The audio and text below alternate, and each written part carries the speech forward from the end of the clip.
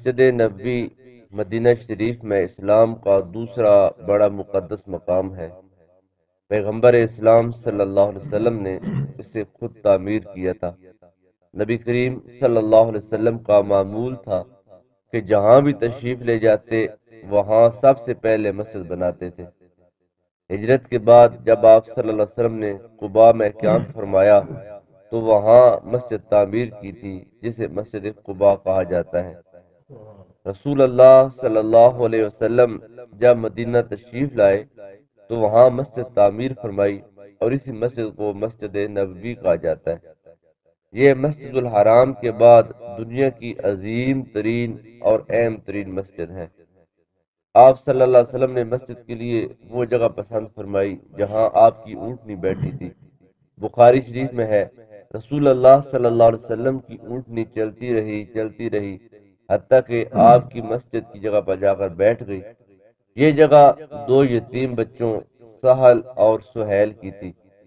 جب آپ صلی اللہ علیہ وسلم جب اس جگہ پر رسول صلی اللہ علیہ وسلم کی اونٹنی بیٹھ گئی تو آپ صلی اللہ علیہ وسلم نے ارشاد فرمایا، ھذا انشاء اللہ المنزل، انشاء اللہ یہی ہماری منزل ہے۔ پھر رسول اللہ صلی اللہ علیہ وسلم نے ان دو لڑکوں کو بلایا اور ان سے کھلیان کی قیمت دریافت کی تاکہ وہاں مسجد بنائی جا سکے۔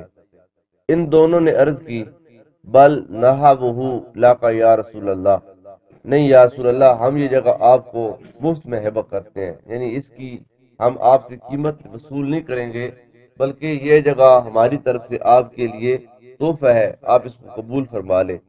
لیکن نبی اکرم صلی اللہ علیہ وسلم نے مفت جگہ لینے سے انکار فرما دیا۔ آپ نے باقاعدہ اس کی قیمت ادا فرمائی اور ان سے جگہ خرید لی۔ 10 دینار میں وہ جگہ آپ نے خریدی تھی۔ حضرت ابوبکر صدیق رضی اللہ تعالی عنہ کو حکم دیا اور انہوں نے اس کی وہ قیمت ادا فرمائی تھی۔ ربیع الاول شریف 1 ہجری کو رسول اللہ صلی اللہ علیہ وسلم نے مسجد نبی کی بنیاد اپنے دست مبارک سے رکھی اور ماہ شوال 1 ہجری کو اس کی تکمیل ہوئی، یعنی کہ 8 مہینوں میں مسجد نبی کی تعمیر رسول خدا صلی اللہ علیہ وسلم نے مکمل فرمائی تھی۔ مسجد نبی کی تعمیر میں آپ صلی اللہ علیہ وسلم نے بنفس نفیس حصہ لیا تھا۔ صحابہ کرام رضوان اللہ تعالی علیہ مجمعین دور دور سے پتھر اٹھا کر لا رہے تھے۔ ان کے ساتھ خود نبی پاک صلی اللہ علیہ وسلم بھی پتھر اٹھا کر لا رہے تھے۔ اس موقع پر آپ صلی اللہ علیہ وسلم فرماتے تھے، اللہم لا خیر الا خیر الآخرہ فاغفر الانصار والمہاجرہ، اے اللہ زندگی تو بس آخرت کی زندگی ہے، بس تو انصار و مہاجرین کو معاف فرما دے۔ یہ کلمات وہ ہیں کہ جب ہم کام کر رہے ہوتے ہیں، مستری مزدور ہوتے ہیں، تو ذرا مزدوروں کو اللہ شری دینے کے لیے، ان کو حوصلہ دینے کے لیے ان کے ساتھ داد کرتے ہیں، واہ شیرا زبردست بلے بلے، تاکہ اس بندے کے اندر تھوڑا جوش اور جذبہ پیدا ہو۔ ہم لوگ اپنے مزاج اور اپنے روایات کے مطابق بولتے ہیں، لیکن حضور رحمت عالم صلی اللہ علیہ وسلم صحابہ کرام میں کام کا جذبہ پیدا کرنے کے لیے اور مسجد نبوی کے لیے پتھر اٹھا کر لانے کے لیے سرکار ان کو ساتھ دعائیں دیتے تھے۔ سرکار کہتے تھے، اللہم لا خیر الا خیر الآخرہ۔ یہ کلمات مسجد نبوی کی تعمیر کے دوران سرکار کی زبان پر رہتے تھے، اللہم لا خیر الا خیر الآخرہ، یا اللہ حقیقت میں خیر تو وہی ہے جو آخرت کی خیر ہے۔ یہ دنیا تو 4 دن کی ہے، ہم نے یہاں سے چلے جانا ہے، لیکن اس لامحدود زندگی میں ہم نے قدم رکھنا ہے، پھر جس کے بعد موت کوئی نہیں ہے۔ یا اللہ ہمیں اس زندگی میں ہمیشہ خیر عطا فرمانا۔ فاغفر الانصار والمہاجرہ، یا اللہ وہ لوگ جنہوں نے میرے ساتھ مکہ چھوڑ کر یہاں پر قیام کیا اور جنہوں نے پھر آگے دونوں بازو پھیلا کر ہمیں اپنے سینے سے لگایا، یا اللہ ان انصار کو بھی اور مہاجرین کو معاف فرما دے۔ مسجد نبی کو کیونکہ نبی رحمت صلی اللہ علیہ وسلم سے خاص نسبت حاصل ہے، اس لیے عند اللہ اس کا مقام و مرتبہ بہت بلند ہے۔ نبی پاک صلی اللہ علیہ وسلم نے ارشاد فرمایا، صلاۃ فی مسجدی ھذا خیر من الف صلاۃ فیما سواہ الا المسجد الحرام۔ سرکار نے فرمایا، میری اس مسجد میں ایک نماز مسجد حرام کے علاوہ باقی مساجد کی 1000 نمازوں سے افضل ہے۔ ایک اور روایت میں 1000 کے بجائے 50,000 کے الفاظ ہیں۔ نبی پاک صلی اللہ علیہ وسلم نے ارشاد فرمایا، صلاۃ فی مسجدی ب50,000 صلاۃ، بندہ مومن کا میری مسجد میں نماز پڑھنا 50,000 نمازوں کے برابر ہے۔ ایک اور روایت میں لاکھ نمازوں کا بھی ذکر ملتا ہے۔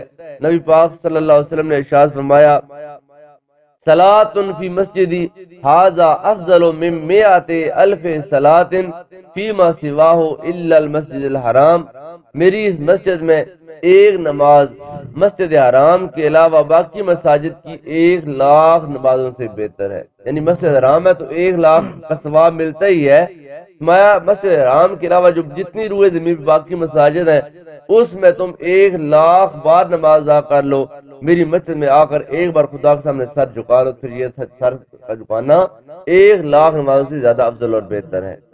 علماء کرام کا اس بات پر اتفاق ہے کہ رسول اللہ صلی اللہ علیہ وسلم کی مسجد میں پڑھی جانے والی نماز کی فضیلت سے مراد ثواب کی بہتات ہے، یعنی کہ 2 رکعتیں پڑھنے پر ثواب اتنا زیادہ ملتا ہے۔ اس کا مطلب یہ نہیں کہ کسی کی فوت شدہ نمازیں بھی اس میں شمار کر لی جائیں، یعنی ایک بندہ ہے کہ وہ 10 سال نماز ہی ادا نہ کرے اور وہ نماز نہ پڑھے اور کہے کہ میں نے اگلے سال عمرے پہ جانا ہے، وہاں پر جا کر نماز پڑھ لوں گا تو پچھلی ساری نمازیں اس کے اندر آ جائیں گی، تو ایسا ہرگز نہیں ہوتا۔ اس میں فوت شدہ نمازیں شمار نہیں ہوتی، یعنی مسجد حرام اور مسجد نبوی میں پڑھی جانے والی نماز ایک ہی نماز ہوگی اور وہ ایک نماز کے لیے ہی کفایت کرے گی، صرف اس کے اجر و ثواب میں اضافہ ہوگا۔ یعنی یہاں پر ہم اکیلے نماز پڑھیں تو ایک نماز کا ثواب ملتا ہے، اگر ہم نے وہی نماز مثال پر اب فجر کی نماز ہے، جن خوش نصیب لوگوں نے با جماعت نماز ادا کی ہے ان کو ایک نماز 27 گنا بڑھا کر اجر دیا جا رہا ہے۔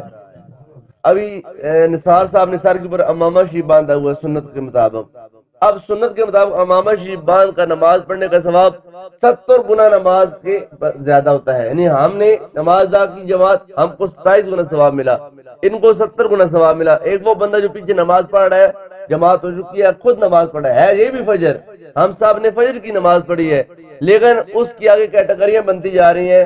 جس بندے نے اکیلے نماز پڑھی اس کو ایک نماز کا ثواب، جس نے جماعت کے ساتھ سر ڈھانپ کی نماز ادا کی اس کو 27 گنا ثواب، جس نے سرکار کی سنت کے مطابق مسواک کر کے سر پہ امامہ باندھ کے نماز ادا کی اس کو 70 گنا ثواب۔ نماز ایک ہی پڑھی ہے لیکن ثواب بڑھتا جا رہا ہے۔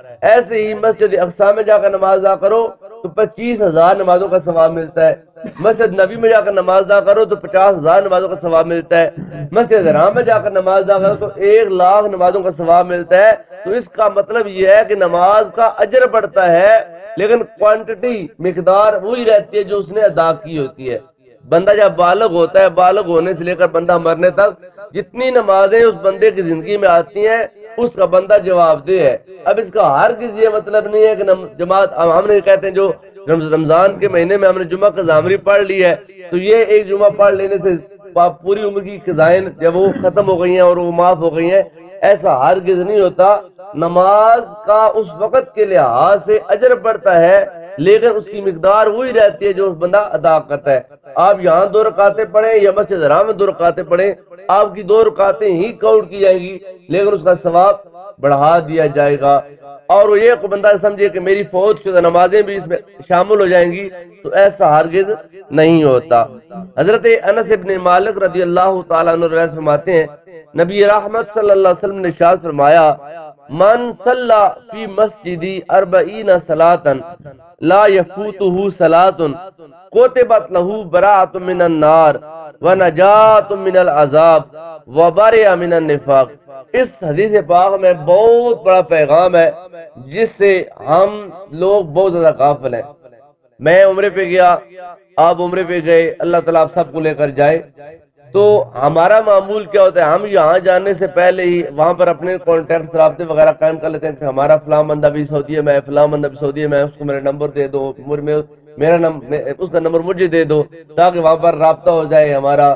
پھر ہم یعنی کہ زیارات کے لیے نکل جاتے ہیں، تو جب ہم زیارات کے لیے جاتے ہیں تو پھر یقینی بات ہے ایک بندہ مثال کے زور کی نماز پڑھ کے جاتا ہے، اگر وہ یعنی کہ مسجد یعنی کہ غار حرا جاتا ہے یا غار ثور جاتا ہے تو وہاں پر تو بہت ٹائم لگتا ہے، اس کی عصر بھی ادھر ہی چلی گئی، اس کی مغرب بھی ادھر ہی چلی گئی، نماز اس نے پڑھ لی وہاں پر، لیکن وہ جو ثواب اس دھرتی پر جا کر مسجد حرام میں یا مسجد نبی میں ہے وہ کسی اور مسجد کے اندر نہیں ہے. جو یعنی کہ مسجد حرام میں ایک نماز 1,00,000 کے برابر، مسجد نبی میں ایک نماز 50,000 نمازوں کے برابر ہے.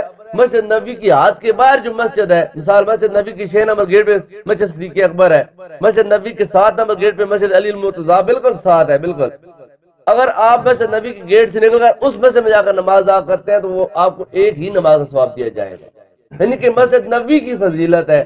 تو سرکار نے فرمایا جو بندہ میری مسجد میں 40 نمازیں پڑھے لگاتار مسلسل، فجر، ظہر، عصر، مغرب، عشاء، 8 5 4 مطلب 8 دیہڑے، وہ بندہ مسلسل 5 نمازاں میری مسجد میں پڑھے، لا یفوتہ صلاۃ، اور ان 40 نمازوں میں کوئی ایک نماز مسجد نبی میں فوت نہ ہو. مطلب یہ ہے کہ قضا نہ ہو. یہاں پر فجر بھی مسجد نبی میں، ظہر، عصر، مغرب اور عشاء بھی مسجد نبی میں پڑھے، 8 دن مسلسل وہ بندہ 40 نمازیں جو ہے وہ مسجد نبی میں پڑھے تو اس کو ثواب کیا ملے گا؟ کوتبت لہو براءۃ من النار. پہلا تو اس کو ثواب یہ ملے گا، اللہ تعالیٰ لکھ دے گا کہ یہ بندہ جہنم کی آگ سے آزاد ہے. سبحان اللہ کہنے کی اجازت ہے. یہ لکھ دیا جائے گا جو بندہ 40 نمازیں مسلسل کوئی ایک نماز بھی فوت نہ ہو، اپنی زیارات کا شیڈول اس طریقے سے بنایا جائے کہ میں لوٹ کر آ کر مسجد میں نماز ادا کر سکوں اور میری نماز ضائع نہ ہو، مجھے پہاڑ پہ یا فلاں مسجد پہ یا فلاں مسجد پہ نماز نہ پڑھنی پڑے، بلکہ میں فوراً واپس آؤں، میں آ کر اگلی نماز مسجد نبی میں ادا کروں. تو اس کا بہترین ٹائم یہ ہے کہ فجر کی نماز پڑھ کے آپ زیارات پہ چلے جائیں اور زور سے پہلے آپ لوٹیں. اگر آپ زور کے بعد جائیں گے یا سیکنڈ ٹائم جائیں گے تو یقینی بات ہے آپ کی کوئی نہ کوئی نماز ضرور زیارات پر یعنی کہ رہ جائے گی جو آپ مسجد نبی میں ادا نہیں کر پائیں گے. تو سرکار نے فرمایا جو بندہ مسلسل 40 نمازیں میری مسجد میں ادا کرے، کوتبت لہو براءۃ من النار، ایک تو یہ بات لکھ دی جائے گی کہ یہ بندہ جہنم کی آگ سے آزاد ہے. دوسرا ونجات من العذاب، یہ اللہ کے عذاب سے، اللہ کی ناراضگی سے، اللہ کی گرفت سے آزاد ہے. اور تیسرا وبارئ من النفاق، اور یہ بندہ نفاق سے، منافقت سے پاک اور صاف ہے. 3 ثواب، اور یہ 3 ثواب کائنات کے سب سے بڑے ثواب ہے. سب سے بڑے ثواب یہی ہے کہ بندہ جہنم کی آگ سے بچ جائے، بندہ اللہ کی ناراضگی سے بچ جائے اور بندہ منافقت سے بچ جائے. کافر سے بڑا عذاب ہے منافق کے لیے، مسلمان کے لیے ثواب ہے، کافر کے لیے عذاب ہے. لیکن کافر کے عذاب سے بڑا عذاب اس بندے کے لیے ہے جو 2 منہ والا ہے، 2 رخ والا ہے، ادھر دیکھے تو اور کی طرح، ادھر دیکھے تو اور کی طرح. منافق بندہ یہی ہے جس کے سامنے گیا اس کا بندہ بن گیا، یعنی کہ اس کے پاس بیٹھا تو ادھر یار، اس کو بیٹھا تو ادھر یار، ادھر کو بیٹھا تو ادھر گلے، ادھر کو بیٹھا تو ادھر گلے. اس بندے کو منافق کہا جاتا ہے. تو فرمایا یہ جو منافق ہے، ان المنافقین فی الدرک الاسفل من النار، یہ جو منافق ہوں گے یہ جہنم کے سب سے نچلے گڑھے میں ہوں گے. سب سے سخت عذاب جہاں پر ہوتا ہے وہاں پر منافقین کو عذاب دیا جائے گا. تو سرکار نے فرمایا تم 40 نمازیں لگاتار میری مسجد میں پڑھ لو، اللہ تم کو منافقت سے پاک فرما دے گا. تو یہ ثواب اور یہ وہ مقام ہے اس مسجد کا، اور اس مسجد کے اندر پڑھی جانے والی نماز کی یہ فضیلت ہے. آخری بات، اسی مسجد میں وہ مقام بھی ہے جسے ریاض الجنہ کہا جاتا ہے. یہ مقام مسجد نبوی کے باقی حصوں سے بہت زیادہ افضل ہے. اس کی فضیلت کی وجہ یہ ہے، اس کو ریاض الجنہ کیوں کہا گیا؟ اس کی وجہ یہ ہے کہ رسول اللہ صلی اللہ علیہ وسلم دن میں 5 مرتبہ نماز پڑھنے کے لیے اس جگہ سے گزر کر اپنے مصلی پر تشریف لاتے تھے. یعنی سرکار اپنے گھر سے نکلتے تھے تو گھر سے نکل کر سرکار مصلی پہ آتے تھے. تو یہ وہ جگہ ہے جس پر سرکار کے قدم بہت زیادہ لگے ہیں، لہذا سرکار کے قدم کے بوسے سے لینے کی برکت سے اللہ نے اس کو جنت کا ٹکڑا بنا دیا ہے.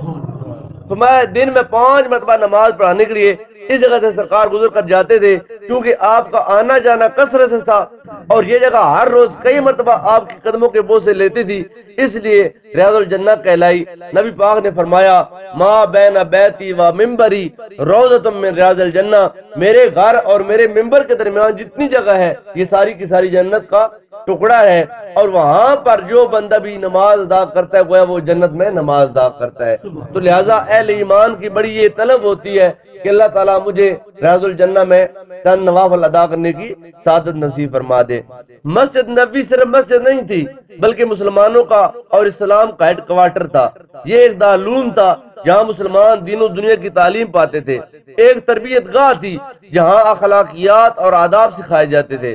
ہمیں یہیں سے ملک و ملت کے دفاع کے لیے لشکر روانہ ہوتے تھے. یہیں باہمی معاملات کے فیصلے ہوتے تھے۔ الغرض مسلمانوں کا کوئی بھی انفرادی یا اجتماعی مسئلہ ہوتا تو وہ مسجد نبی کی طرف کھینچے چلے آتے تھے اور سرکار کی بارگاہ سے اپنے مسئلے کا حل پاتے تھے۔ تو گویا مسجد نبی جو ہے وہ اہل ایمان کے لیے مرکزی مقام اور جب وہ مرکزی حیثیت رکھتی تھی۔ اللہ تعالیٰ کی بارگاہ میں دعا ہے اللہ تعالیٰ مجھے اور آپ سب کو زندگی میں با ادب اور باوقار مسجد نبی کی مسجد حرام کی حاضری نصیب فرمائے۔ اللہ تعالیٰ مجھے اور آپ سب کو ریاض الجنہ کی حاضری نصیب فرمائے۔ اللہ تعالیٰ زندگی میں وہ خوش نصیب لمحات ہمارے مقدر میں لائے کہ ہم دیار حرم میں جا کر اپنے خدا کے سامنے سر جھکا سکیں۔ آمین۔ وآخر دعوانا ان الحمد للہ رب العالمین۔